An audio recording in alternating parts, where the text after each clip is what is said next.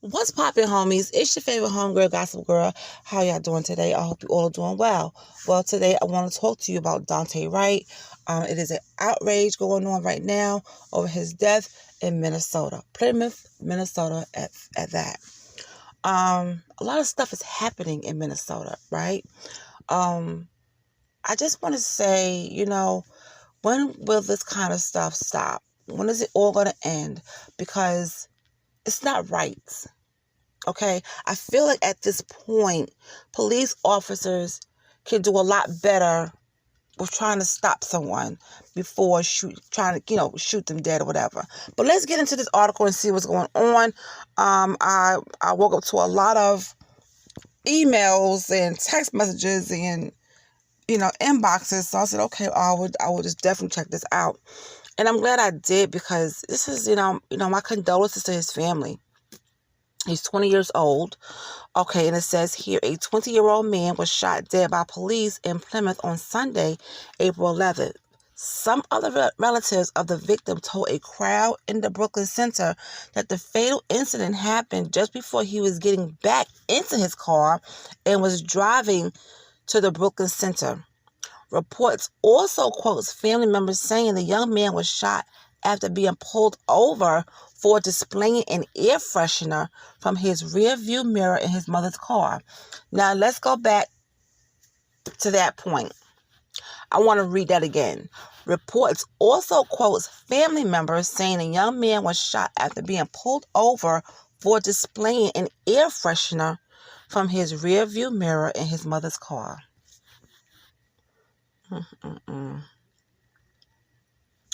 Officials with the Minnesota Bureau of Criminal Apprehension confirmed the news that the agency was on the scene of a shooting involving a cop in the Brooklyn Center at that time when Daunte Wright, a father of one, was shot dead. The paramedics arrived at 1:48 p.m. and found him dead. A police officer was taken to the hospital with injuries. By Sunday, April 11th, evening, around 100 people, many of them who seemed visibly upset, gathered near the scene at the intersection of 63rd Avenue North and Lee Avenue North, in a scene that could remind many of what happened after George Floyd's death last year.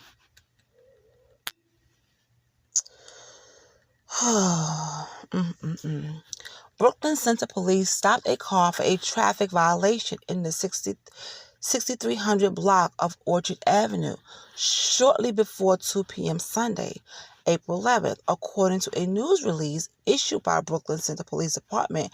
The news release stated that the officers found the driver had an outstanding warrant, and so they attempted to take the man into custody outside the vehicle.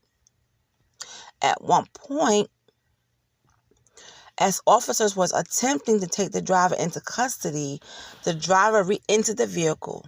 One officer discharged their firearm, striking the driver. The vehicle traveled several blocks before striking another vehicle. Okay, so I want to understand this part here. They pulled him over because, they stopped him because he had a traffic violation. He had an outstanding warrant. That's what they're saying. And so they tried to attempt to take the man into custody outside the vehicle.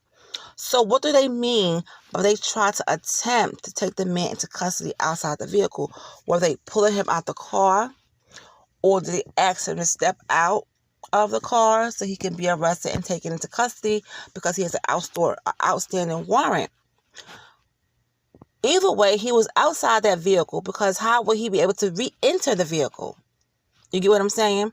And at what point, when he re-entered the vehicle, why shoot him? Did he pull something out to defend himself? I mean, because I don't understand why they had to shoot him and shoot him to kill. What they could have done, okay, and if they feel as if he was not cooperating, what they could have done was shoot the tires out. Flatten the tire. Do anything possible than to kill the person. You got to find ways of doing things. Now, was he trying to, because the way they make it seem like an officer was taken into the hospital for injuries, I want to say they're trying to paint this picture as this young man was being violent towards them. But I don't want to jump the gun because it just seems like something is off here. Okay, so let's go further. Officers in pursuit. So now he re-enters the vehicle, and that's when the officer discharged their firearm, striking the driver. Now, the driver is in the driver's seat, so I guess the driver is still going, and the car travels several blocks before striking another vehicle. So this young man was hit. He was already shot, and the car traveled, and it traveled several blocks, and it hit another vehicle.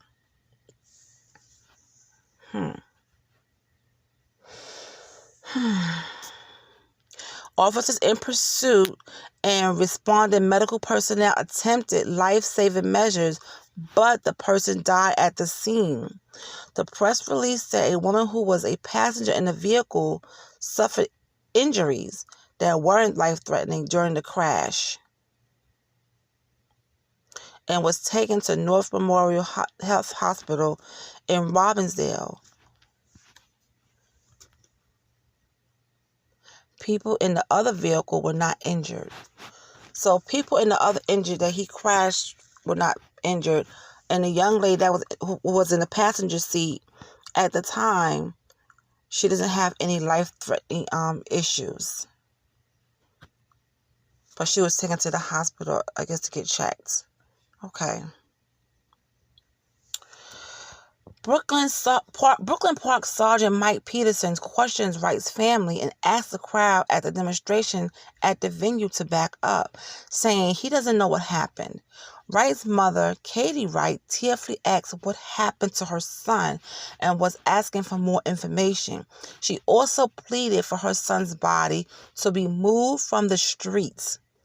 A woman who lives near the crash scene, Karen Hansen, says she saw officers pull a man out of a car and perform CPR. A passenger who got out of the vehicle was covered in blood, she added. Jesus. Sharing a video of the scene, journalist Kim Hyatt said, "Tense scene at the intersection of 63rd and Lee Avenue North in Brooklyn Center. A crowd is shouting at the press and the police saying that an officer didn't have to kill a man. BCA is here investigating." She also shared a picture of the person and wrote, "Mother Katie Wright sent me this photo of her son with her grandson, Daunte Jr. He will be 2 years old in July." Oh, my goodness.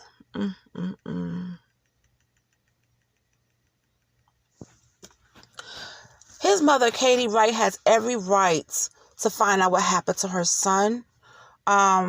I'm pretty sure some of these police officers have a body cam.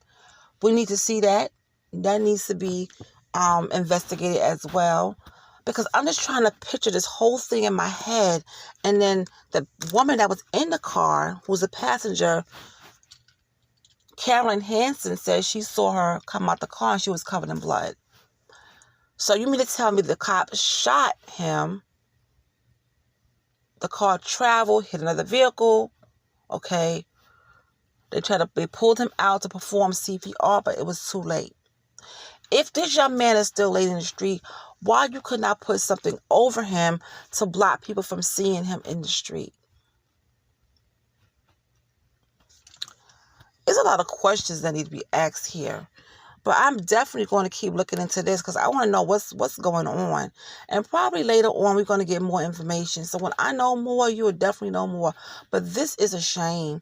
I mean, can't we, if you need to take somebody into custody, is there a way for you guys, the police, to not be so quick to kill somebody, to shoot? If you want to, if you have to shoot, okay? Shoot them to disable them, meaning shoot them in the leg. in the shoulder, somewhere where it's not life-threatening if you need to stop them. Or better yet, shoot the tires out the car where they can't get away. But don't kill the person. I'm just so tired of this happening. I really am. Because we're still, like I said before, dealing with this Derek Chauvin trial, okay, and all the mess. They trying to say, they trying to damage George Floyd's name and say he was this and that, he was on this and that.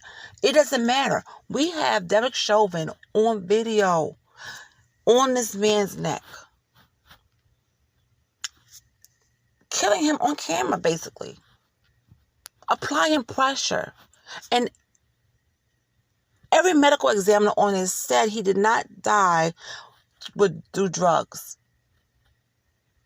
So everything is pointing to Derek Chauvin, but they still want to have this stupid trial instead of locking him up, wasting time. He needs to be locked up. I tell you one thing: Derek Chauvin, if he doesn't get the sentence that he deserves or any other stuff, I'm telling you, things are not going to be so nice. Things are not going to be so nice. People are going to, protest. Now, don't loot in your own neighborhood, guys. Don't tear up where you live. Protest. Because we still have a voice. We still have a voice. And if I feel like our voices are being ignored. But you have to make them hear it. Find ways to make them hear your voice. Do not tear up where you live. Because in the morning when you get up, you got to go to the store and there will be no stores.